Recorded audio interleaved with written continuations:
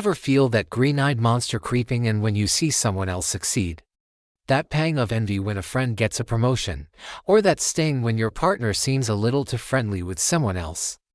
That's jealousy, and it's a universal human emotion. But where does it come from? Why do some of us feel it more intensely than others? The surprising answer often lies in our childhood. Let's dig deep and explore the roots of jealousy, and how our early experiences shape this complex feeling well into our adult lives. So, what exactly is jealousy? At its core, it's a fear of loss. It is the anxiety that we might lose something or someone valuable to us to a third party. It's different from envy, which is wanting something someone else has. Jealousy is about protecting what we believe is ours. While it feels awful, it's not inherently bad. It's a signal, a flashing light on our emotional dashboard telling us that a valued relationship might be under threat. It's a primal instinct, rooted in our need for security, connection, and survival. But when this signal becomes constant and overwhelming, it often points back to the lessons we learned as kids. Think about it. Many of us grew up hearing things like, "Why can't you be more like your cousin Sarah? She gets straight A's." Or "Look at how well-behaved David is. You should learn from him." These comparisons, even if well-intentioned, plant the first seeds of jealousy. When parents constantly compare their children to others, they're unintentionally teaching a damaging lesson. Your worth is not inherent, it's relative. It depends on how you stack up against someone else. This creates a scarcity mindset. We start to believe that love, approval, and success are limited resources, and if someone else gets a piece of the pie, there's less left for us. This feeling is amplified when there's unequal attention from parents. Maybe you had a sibling who was a star athlete, or one who was always sick and needed more care. It's not that your parents loved you less, but the distribution of their time and energy felt uneven.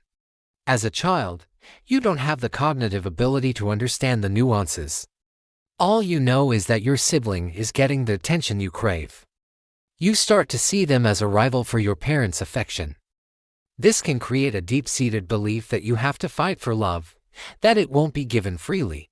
Fast forward to adulthood, and you might find yourself feeling intensely jealous when your partner spends time with their friends, or when a boss praises a colleague. That old wound, that fear of being overlooked, gets triggered all over again. Another powerful root of jealousy is what psychologists call conditional praise. This is when love and affection are given only when a child meets certain expectations. "I'm so proud of you for winning the science fair," or "Mommy loves you when you're a good girl and clean your room." The underlying message is, my love is conditional. You have to earn it. Children who grow up in this environment become expert performers. They learn to do whatever it takes to get that hit of approval. But deep down, they feel insecure. They believe that if they stop performing, if they fail, the love will be withdrawn. As adults, they might become people pleasers, constantly seeking validation. When they see someone else receiving praise or affection, especially a romantic partner, it can feel like a direct threat. They think, if my partner finds someone better than me, someone more successful or attractive, they'll leave me. The foundation of their self-worth is so fragile that someone else's success feels like their own failure. Finally, let's talk about growing up in a hyper-competitive environment. This could be at home with siblings, or at a school that puts immense pressure on grades and rankings. When life is framed as a constant competition, where there are only winners and losers, jealousy becomes a survival tool. You're not just happy for your friend's success, you're calculating how it affects your own standing. This zero-sum thinking is exhausting and isolating. It prevents us from forming genuine, supportive connections because we're always subconsciously viewing others as rivals. In the workplace, this can manifest as sabotaging colleagues or feeling intense resentment over their achievements. In relationships, it can lead to possessiveness and control, as we try to win our partner's complete and undivided attention, eliminating any perceived competition. So, what can we do? The first step is awareness. Recognizing that your intense jealousy might be an echo from your past is incredibly powerful. It's not about blaming your parents. They were likely doing the best they could with the tools they had. It's about understanding your own story. When you feel that familiar pang of jealousy, take a breath. Ask yourself, what am I really afraid of right now? Am I afraid of losing my partner, or am I experiencing the fear of being the less loved child? Am I resentful of my colleague's promotion, or am I feeling the pressure of not being good enough that I felt in school? This self-reflection is the key to untangling the past from the present. It allows you to respond to the current situation, rather than react from an old wound. It's about learning to self-soothe and validate your own feelings.